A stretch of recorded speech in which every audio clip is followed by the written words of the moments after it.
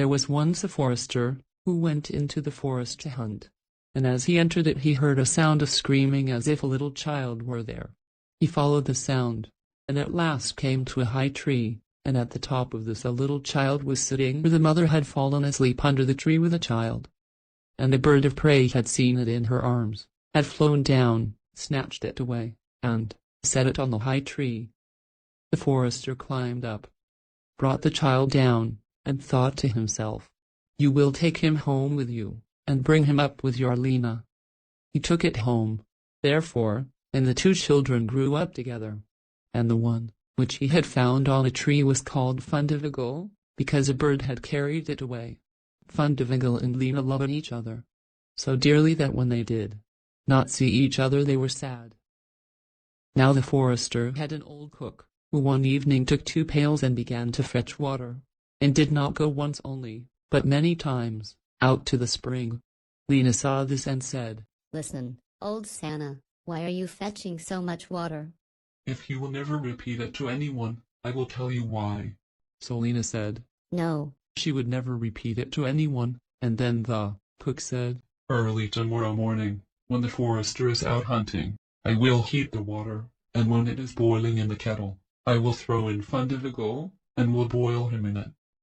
Early next morning the forester got up and went out hunting, and when he was gone, the children were still in bed. Then Lena said to Fundevogel, "If you will never leave me." "I too will never leave you." Fundevogel said, "Neither now, nor ever, will I leave you." Then said Lena, "Then, will I tell you. Last night, old Santa carried so many buckets of water into the house, that I asked her why she was doing that. And she said that if I would promise not to tell anyone, and she said that early tomorrow morning when father was out hunting, she would set the kettle full of water, throw you into it and boil you, but we will get up quickly, dress ourselves, and go away together." The two children therefore got up, dressed themselves quickly, and went away. When the water in the kettle was boiling, the cook went into the bedroom to fetch Fundevogel and throw him into it. But when she came in, and went to the beds, both the children were gone. Then she was terribly alarmed, and she said to herself, "What shall I say now when the forester comes home and sees that the children are gone? They must be followed instantly to get them back again." Then the cook sent 3 servants after them, who were to run and overtake the children. The children, however, were sitting outside the forest, and when they saw from afar the 3 servants running, Lena said to Fundevogel, "Never leave me, and I will never leave you." Fundevogel said, "Neither now, nor ever." Then said Lena, "Do you become a rose tree, and I the rose upon it." When the 3 servants came to the forest, nothing was there but a rose_tree and 1 rose on it. But the children were nowhere. Then said they, "There is nothing to be done here," and they went home and told the cook that they had seen nothing in the forest but a little rose bush with 1 rose on it. Then the old cook scolded and said, "You simpletons, you should have cut the rose_bush in 2, and have broken off the rose and brought it home with you. Go, and do it at once." They had therefore to go out and look for the 2nd time.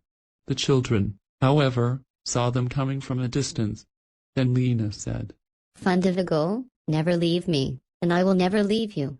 Fundevogel said, "Neither now, nor ever." Said Lena, "Then do you become a church, and I'll be the chandelier in it." So when the 3 servants came, nothing was there but a church, with a chandelier in it. They said therefore to each other, "What can we do here? Let us go home." When they got home, the cook asked if they had not found them. So they said no, they had found nothing but a church, and there was a chandelier in it. And the cook scolded them and said, "You fools! Why did you not pull the church to pieces, and bring the chandelier home with you?" And now the old cook herself got on her legs, and went with the 3 servants in pursuit of the children. The children, however, saw from afar that the 3 servants were coming, and the cook waddling after them. Then said Lena, "Fundevogel, never leave me, and I will never leave you." Then said Fundevogel, "Neither now, nor ever." said Lena. Be a fish pond, and I will be the duck upon it. The cook, however, came up to them, and when she saw the pond she lay down by it, and was about to drink it up. But the duck swam quickly to her, seized her head in its beak and drew her into the water, and there the old witch had to drown. Th and the children went home together, and were heartily delighted, and if they have not died, they are living still.